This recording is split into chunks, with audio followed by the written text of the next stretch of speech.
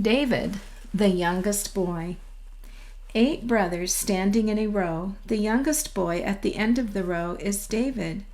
David and his brothers lived on a farm near a small town. David was a shepherd boy. He took care of his father's sheep. To David's town came Samuel the prophet. The prophet invited all the people to a special feast. David's brothers were going to the feast. David's father was going to the feast. But the brothers said to David, "You are too young to go. You stay home with the sheep." David took his harp under his arm. He tucked his sling in his belt. He opened the gate to the sheep pen. "Come, sheep. Come, lambs," he called. The sheep followed David down the path. Black lamb and curly lamb walked one on each side of David. David led the sheep to a green, grassy place. While the older sheep nibbled grass, Black Lamb and Curly Lamb played jumping games and bunting games with the other lambs. David played tunes on his harp. He kept close watch of the sheep. Black Lamb began to wander away up over the hill. David put down his harp and ran after him. He brought Black Lamb back to the flock. Then David saw a weed that would make the sheep sick if they ate it. He pulled up the weed and threw it away. A jackal sneaked around a rock toward the sheep. David stamped his foot and the jackal ran. David took his sling from his belt. It was a long, long sling that his father had made for him from strong brown leather. He put a smooth stone in the sling. Now, what should he hit? That red rock? He would try. Around and around and around he swung his sling. Zing went the stone. Ping! It hit the red rock.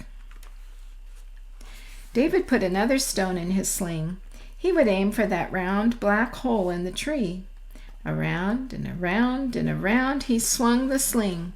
Zing went the stone, straight into the round black hole in the tree. Then David heard a noise. It wasn't a hopping, thumping noise like a rabbit running through the grass. No, it wasn't a rabbit. It wasn't a picking, pecking noise like a bird pecking on a tree. No, it wasn't a bird. It was a snuffing, gruffing noise like a big animal prowling around. It was a bear, a fierce brown bear, and he was sneaking closer and closer and closer to where the lambs were playing.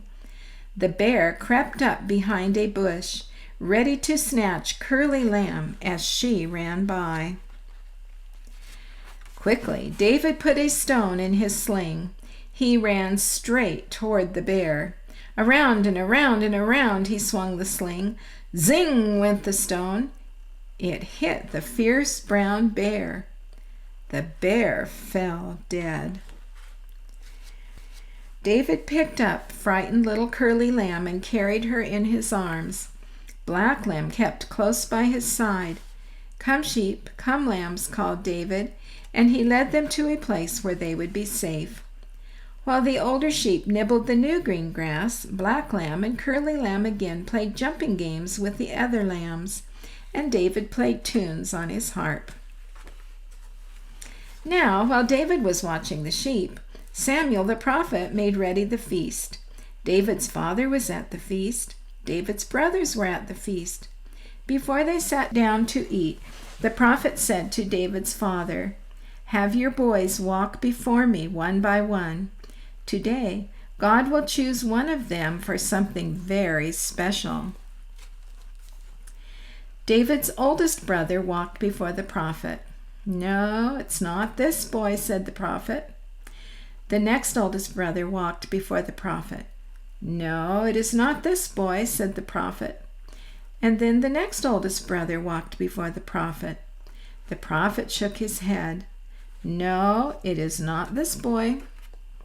One by one, David's brothers walked before the prophet, but each time the prophet said, No, it is not this boy. Then the prophet asked David's father, Have you no other boys? Only the youngest boy. He is herding the sheep. Send and get him, said the prophet. David came running, his harp under his arm, his sling in his belt. His cheeks were red. The wind blew his hair. Walk before the prophet, David, said his father. David walked before the prophet. This is the one, said the prophet. This is the boy God chooses. The prophet poured sweet-smelling oil on David's head to show that he was the chosen one. Now we shall sit down to the feast, said the prophet. A place was made for David, and he sat with his father and brothers. Why had David been chosen? What would he do? No one knew. It was a secret. David's father didn't know. David's brothers didn't know. David didn't know. Only the prophet and God knew that someday David would be king, and David would be as good a king as he was a shepherd boy.